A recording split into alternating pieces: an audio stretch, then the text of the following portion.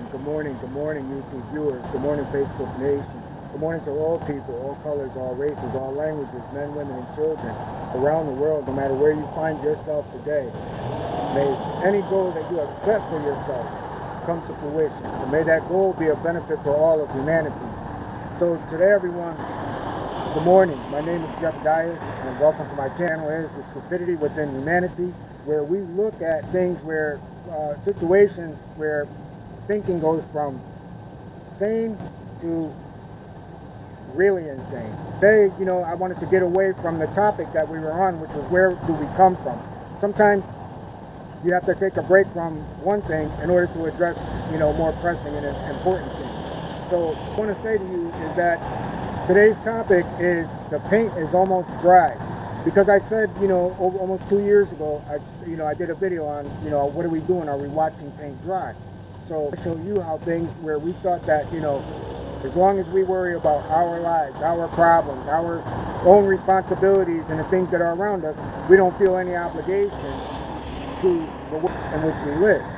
So I want to. This topic is the paint is almost dry, and we're going to deal with something realistically heartbreaking, but also, there's an accountability that comes from us as humans, that we have towards one another, and we can no longer say that we're going to sit back and we're going to just watch paint dry. So that's the name of the topic.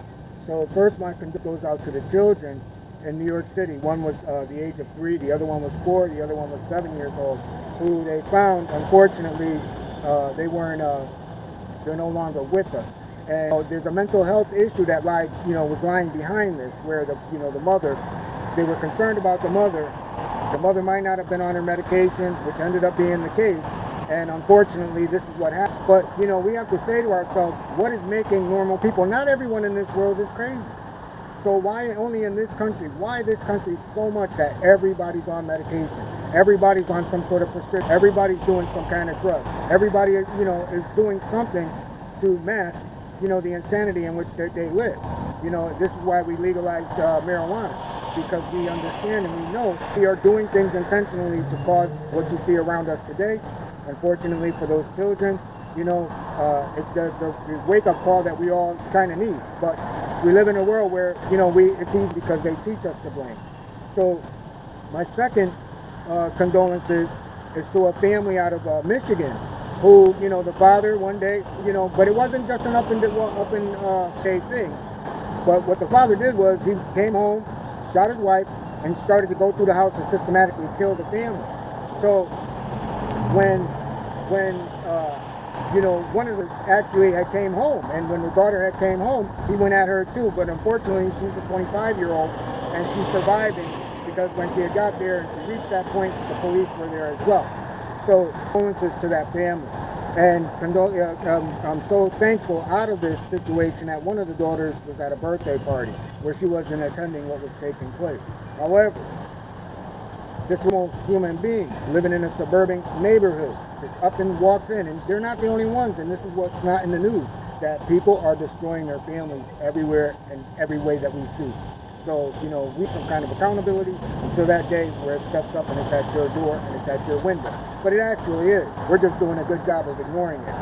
So, for the 21-year-olds, this is where I give my thanks, because the 21-year-old who attended the party, who wasn't at home when this took place, she went before the media, she went before everyone and anyone that would listen, and she blamed, these conspiracy channels they use for political reasons, and mostly political reasons, and they take normal people, feed them lies, and this is what this man did. He just picked up and went home and figured it's easier to wipe out my whole family. And, we got to hold people accountable for this. So thank you to the 21-year-old who, really you stood your ground.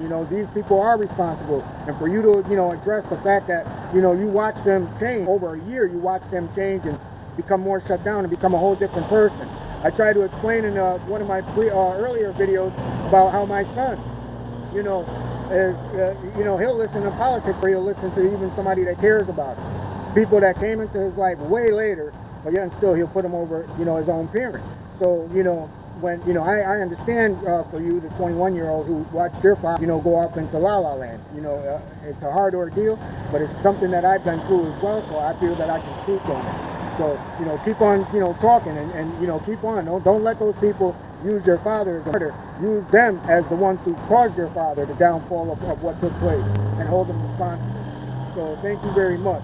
So what I want to say about these two situations, one was addressing mental illness, but they both were addressing mental illness. This person, the first one, the mother from New York, she had a history of mental illness, so we knew that there was a problem. Again, the question is, why can't she get the help that she needs? And again, it's because they don't. That's money for the courts, money for the hospitals, and it's all money.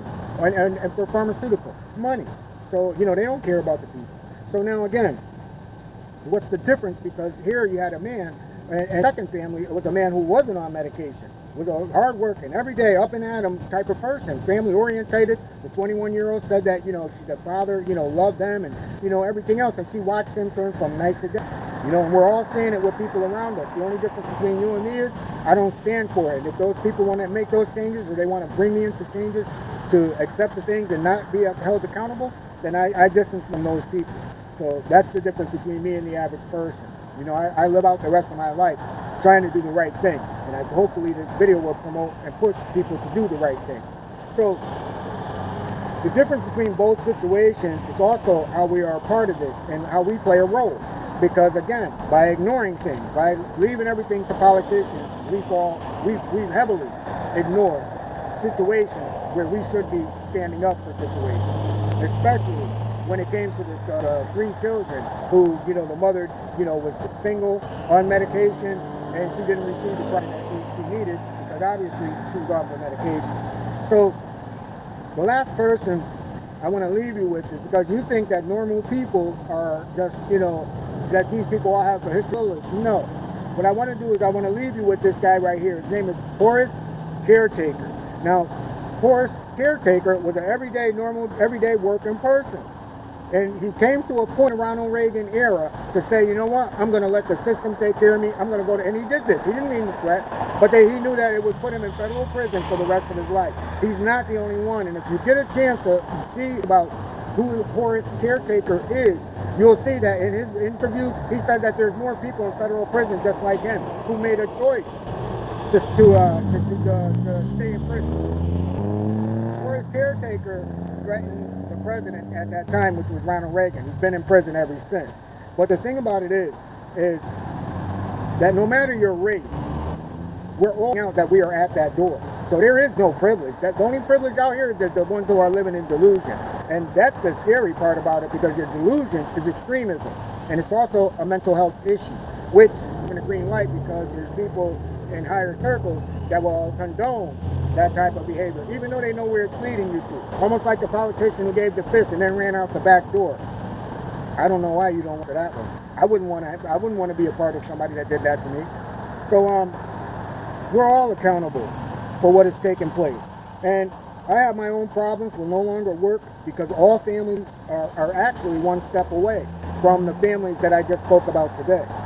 So my condolences from me and the people that watch this, and remember, the pain is still wet, so it's up to us to wake up. If we don't wake up, then we're all actually slapping that paint, trying to cover up something that is no good for anyone. And with that, everyone, have the most beautiful day, have an awesome day, be the person that you can be, and peace and blessings.